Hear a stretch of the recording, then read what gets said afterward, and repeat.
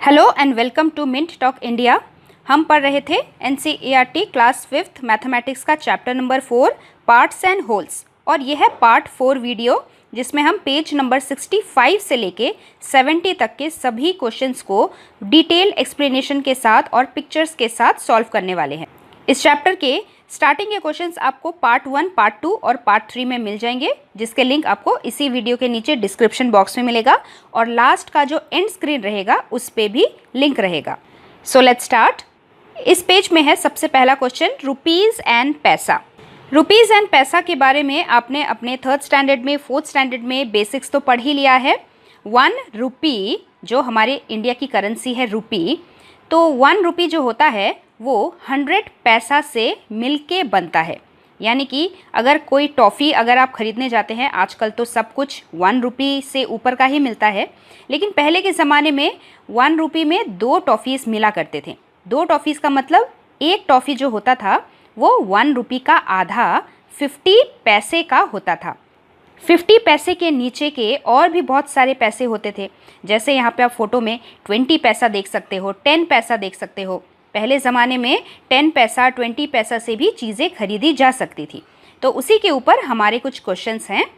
Question number 1, how many 50 पैसा coin will make 1 रुपी। अगर 1 रुपी 100 पैसा होता है और हम 2 50 पैसा कॉइन्स को एक साथ रखेंगे, 50 + 50 कितना होगा? 50 + 50 100 होता है। That means 2 50 paisa coins will make 100 पैसा, और 100 पैसा किसके बराबर होता है? 1 रुपी के। So that is why we can say that 2 50 paisa coins will make 1 rupee. Next question, is 50 paisa half of 1 रुपी। क्या 50 पैसा 1 रुपीज़ का हाफ होता है? आंसर इज येस, 50 पैसा इज हाफ ऑफ 1 रुपी। उसके बाद है क्वेश्चन, हाउ मेनी 25 पैसा कॉइन विल मेक 1 रुपी। 25 + 25 50 होता है, और 25 + 25 50 होता है। यानी कि 4 25 को अगर हम ऐड करेंगे तो हमारे पास 100 आएगा। दैट मीन्स येस, 4 25 पैसा कॉइन्स विल मेक 1 रुपी, क्योंकि 4 बार 25 को अगर हम ऐड करेंगे तो वो 100 होता है। 100 पैसा मतलब 1 रुपी। उसके बाद है question, 25 paisa is dash part of 1 रुपी। 25 पैसा कितना फ्रैक्शन होगा 1 रुपी का? तो जैसे कि हमने देखा, अगर हम 1 रुपी का हाफ करेंगे तो क्या आएगा हमारे पास? 50 पैसा और 50 पैसा। 50 पैसा का भी अगर हम हाफ करेंगे तो क्या आएगा? 25 पैसा 25 पैसा। इस 50 का भी अगर हम आधा करेंगे तो 25 पैसा आएगा 25 पैसा। तो हम बोल सकते हैं ना, 50 पैसा कॉइन्स 1 रुपी का हाफ होता है, और 25 पैसा कॉइन्स 1 रुपी का क्वार्टर होता है। क्वार्टर मतलब 1 आउट ऑफ टोटल 4 पार्ट्स। 1 रुपी अगर होल है और 25 पैसा क्वार्टर होंगे। 125 पैसा इज 1 क्वार्टर, मतलब 1/4। So we can write that 25 paisa is 1/4 part of 1 रुपी। उसके बाद है कॉइन 20 पैसा। 20 पैसा इज व्हाट पार्ट ऑफ 1 रुपी। सबसे पहले हमें देखना है कि कितने 20 पैसा कॉइन्स को ऐड करके हमारे पास 100 पैसा यानी कि 1 रुपी आता है। So let's count. 20 + 20 क्या होता है? 40। 40 + 20 60। 60 + 20 80, और एक 20 पैसा। 80 + 20 हो गया 100। 100 पैसा मतलब अगर हम 5 20 पैसा कॉइन्स को ऐड करेंगे तो हमारे पास 1 रुपी बन जाएगा। अगर ये सभी मिला के 1 होल 1 रुपी बनाता है तो फिर इनके अगर हम इक्वल पार्ट्स करेंगे तो क्या होगा? 20 पैसा बनेगा। एक पार्ट कितना होगा? 1 out of total 1 2 3 4 5, total 5 parts, total 5 equal parts. तो फिर हम बोल सकते हैं कि एक 20 पैसा कॉइन जो है वो 1 आउट ऑफ 5 है। 1 आउट ऑफ 5 क्या होता है? 1/5।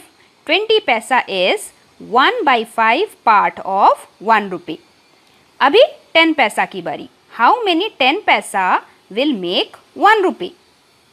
सबसे पहले हम काउंट करते हैं। 10 + 10 20, 30, 40, 50, 60, 70, 80, 90, 100 बन गया 100 पैसा।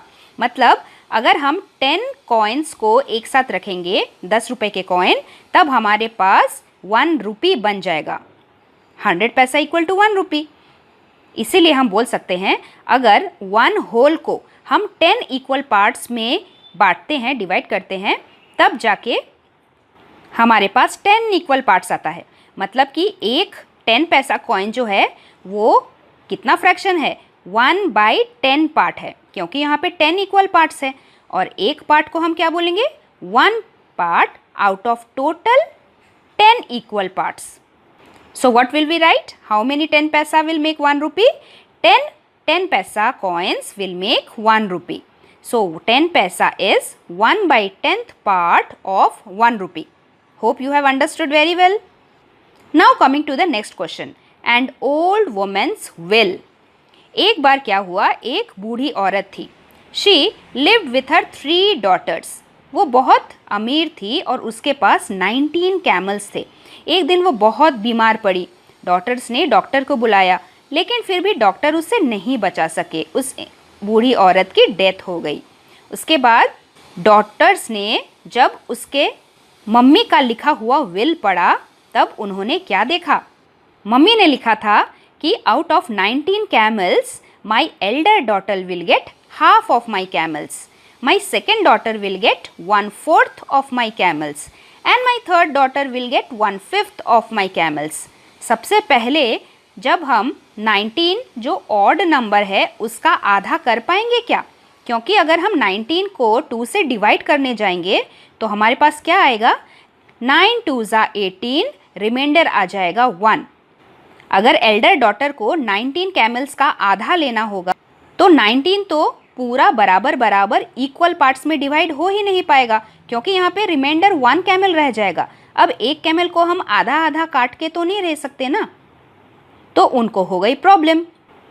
Just then they saw their aunt coming, तभी उनकी मौसी आई और मौसी ने बोला कि कोई प्रॉब्लम नहीं है, मैं तुम्हें इसका सोल्यूशन बताती हूँ।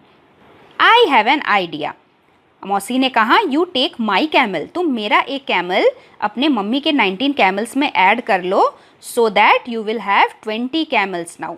अब तुम्हारे पास 20 कैमल्स हो गए हैं। 20 इवन नंबर होता है और 20 को हम 2 से आराम से डिवाइड कर सकते हैं। 2 से डिवाइड करना मतलब हाफ करना। मम्मी ने अपने विल में लिखा था कि एल्डेस्ट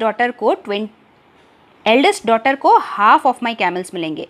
अब 20 का हम आधा कर लेते हैं। So let's write the solution. By adding the aunt's camel, the number of camels became 20. Number of camels S.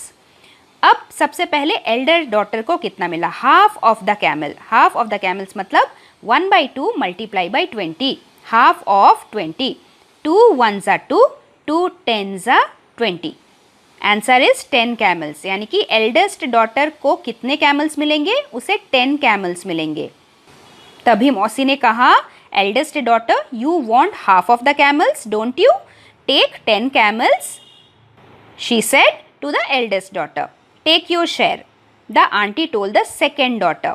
Now second daughter को कितना शेयर मिलना था, 1/4 ऑफ द कैमल मिलना था। 1/4 ऑफ 20 का मतलब 1/4 multiply by 20।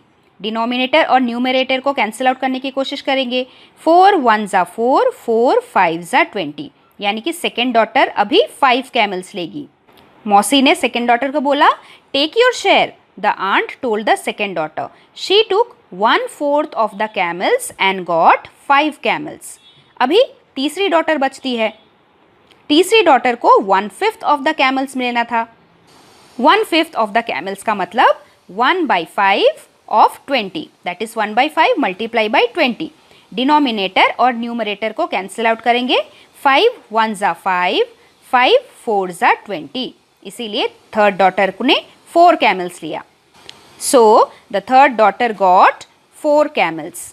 Now the daughters were very happy and counted their camels. पहली वाली डॉटर ने 10 लिया, दूसरी वाली डॉटर ने 5 लिया और तीसरी वाली डॉटर ने 4 लिया। 10 + 5 is 15, 15 + 4 is 19। वही 19 कैमल्स जो उनकी मम्मी के पास थे, और बाकी जो एक कैमल बचा वो आंटी अपना खुद का कैमल लेकर वापस चली गई। तो हो गया ना आसानी से डिवीजन। आगे बढ़ने से पहले एक छोटी सी अनाउंसमेंट, अगर आपको समझ में आ रहा है, अच्छा लग रहा है, तो जल्दी से लाइक कर दीजिए इस वीडियो को और साथ ही शेयर कीजिए अपने दोस्तों के साथ भी, ताकि उन्हें भी अच्छे से समझ में आए। Now coming to your next question, Arun's time table. यहाँ पे हम एक बड़ा सा स्क्वायर ग्रिड देख सकते हैं। ये यहाँ पे 24 पार्ट्स में डिवाइडेड है और यहाँ पे आप हल्का सा पिंक कलर देख सकते हैं। ये पोर्शन है अरुण का sleeping time. Arun 1/3 of a day सोता है। वो दिन में खेलता है 1/8 ऑफ द डे और पढ़ाई करता है 1/4 ऑफ द डे। अभी हमें इन ब्लॉक्स में आवर्स में लिखना है कि अरुण कितने घंटे सोता है, पढ़ाई करता है और खेलता है। तो उसके लिए हमें एक दिन का 1/4 कितना होता है, एक दिन का 1/8 कितना होता है, 1/3 कितना होता है, वो निकालना पड़ेगा। 1 day is equal to 24 hours, ये हम ऑलरेडी जानते हैं। अब हमें 24 का 1/3 कितना होता है वो निकालना पड़ेगा। सबसे पहले स्लीपिंग, अरुण पूरे दिन में यानी कि 24 आवर्स में 1/3 टाइम तक सोता है, 1/3 आवर्स सोता है। 1/3 ऑफ 24 आवर्स का मतलब 1/3 of 24, 1/3 multiply by 24, 3 1s are 3, 3 8s are 24. That means Arun sleeps for 8 hours in a day. Now study time. Arun 1/4 of the day पढ़ाई करता है। 1/4 of the day means 1/4 of 24, यानी कि 1/4 multiply by 24। Denominator का table 4 1s are 4, 4 6s are 24. That means Arun studies for 6 hours in a day. इसके बाद playing time, Arun 24 hours का 1/8 part खेलता है। 1/8 of a day means 1/8 multiply by 24, 8 1s are 8, 8 3s are 24। Arun दिन में 3 घंटे खेलता है। अब हम 8 आवर्स, 6 आवर्स और 3 आवर्स को इन बॉक्सेस में लिखेंगे। Sleeping time is 8 hours, studying time is 6 hours and playing time is 3 hours. अभी हमें इन बॉक्सेस को काउंट करके यहाँ पे अलग अलग कलर्स में रंग भरना है। यहाँ पे जो पिंक कलर देख सकते हैं आप, ये स्लीपिंग टाइम है। यहाँ पे हमने ऑलरेडी निकाला 8 आवर्स अरुण खेलता है, तो इसीलिए 1 2 3 4 5 6 7 8 बॉक्सेस को पिंक कलर में भरा हुआ है। अभी हम स्टडिंग टाइम यानी कि 6 बॉक्सेस को अलग कलर करेंगे और प्लेइंग टाइम 3 बॉक्सेस को अलग कलर करेंगे। सो हियर 6 आवर्स को मैंने येलो कलर में भरा है और प्लेइंग टाइम 3 आवर्स को ब्लू कलर में भरा है। इन सब काम करने के बाद कुछ समय उसके लिए और भी खाली बच गया था। ये कितने समय थे? 1 2 3 4 5 6 7 आवर्स उसके लिए बच गया था। वो है इस लास्ट क्वेश्चन का answer. What part of the day does he use for other activities? इन तीनों के अलावा वो जो अदर एक्टिविटीज करता है वो कितने घंटे का होता है? तो answer is time spent for other activities is 24 - 17 equal to 7। ये जो 7 आवर्स आंसर निकला है ये हमें यहाँ पे तो दिख ही रहा है। इसके अलावा हम और क्या कर सकते हैं? ये शुरू के जो 8 आवर्स हैं, स्लीपिंग वाले 8 आवर्स प्लस स्टडिंग वाले 6 आवर्स और प्लेइंग वाले 3 आवर्स, इन तीनों को अगर हम ऐड करेंगे हमारे पास आएगा 17। तो पूरे 24 में से यहाँ तक के 17 को अगर हम माइनस कर देंगे हमारे पास बाकी बचा हुआ टाइम मिल जाएगा, that is the 7 hours. Now coming to the next question, school magazine. A school has decided to bring out a magazine every quarter.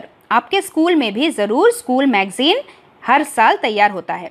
तो इस स्कूल ने जो अपने स्कूल के लिए मैगजीन निकालने का सोचा है वो साल में एक बार नहीं, साल में क्वार्टर टाइम्स निकालने का सोचा है। What is quarter? Every quarter में मैगजीन को निकालने का सोचा है। What do you mean by quarter? Quarter means 1/4, मतलब कि 4 हिस्से का एक हिस्सा, 1 part out of total 4 parts. यानी कि अगर हम साल को टोटल 4 पार्ट्स में बांट देंगे तो फिर एक पार्ट में जितने महीने आएंगे ना, उतने महीने पूरे होते ही स्कूल एक मैगजीन निकालेगा। So now let's read further. How many magazines will they have in a year? सबसे पहले हम निकालते हैं कि एक साल में कितने मैगजीन्स स्कूल निकालने वाला है। 1 year is equal to 12 months, यह हम सबको पता है। तो फिर एक क्वार्टर ऑफ अ ईयर कितना होता है? A quarter means 1/4, that is 1/4 of 12। 4 को और 12 को कैंसिल आउट करेंगे। 4 1 ज़ा 4, 4 3 ज़ा 12। मतलब साल का एक क्वार्टर कब पूरा होगा?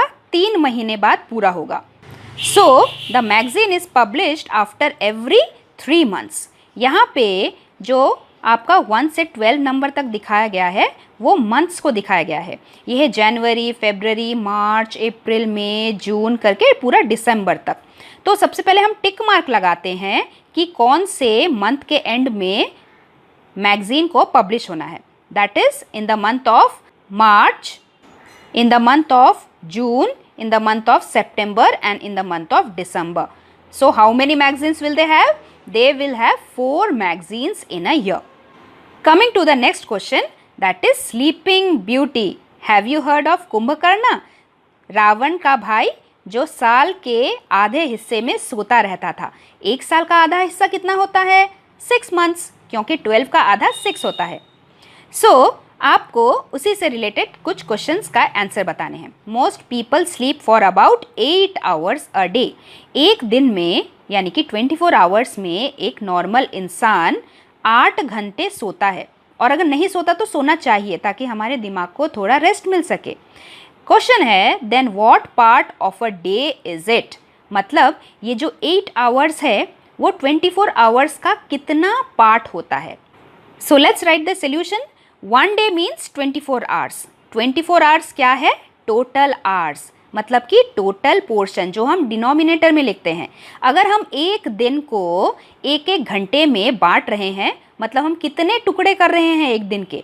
एक दिन के 24 इक्वल टुकड़े कर रहे हैं। 24 इक्वल टुकड़े मतलब 1 घंटा 1 घंटा 1 घंटा 1 घंटा ऐसे ऐसे करके।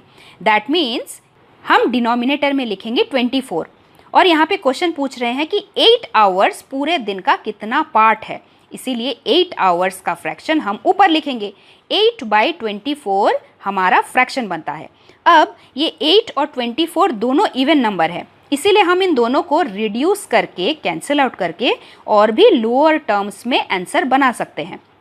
तो सबसे पहले 8 का ही टेबल पढ़ते हैं। 8 1 ज़ा 8, 8 3 ज़ा 24।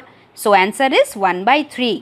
So answer of this question is 8 hours is 1/3 parts of a day. अब हम दूसरा क्वेश्चन देखते हैं। So what part of a year do they sleep? A person 60 years old must have slept dash years. एक इंसान अगर एक दिन में 1/3 पार्ट सोता है, ऑब्वियसली 60 years में भी वो 1/3 पार्ट ही सोएगा। तो हमें 60 का 1/3 कितना होता है वो निकालना है।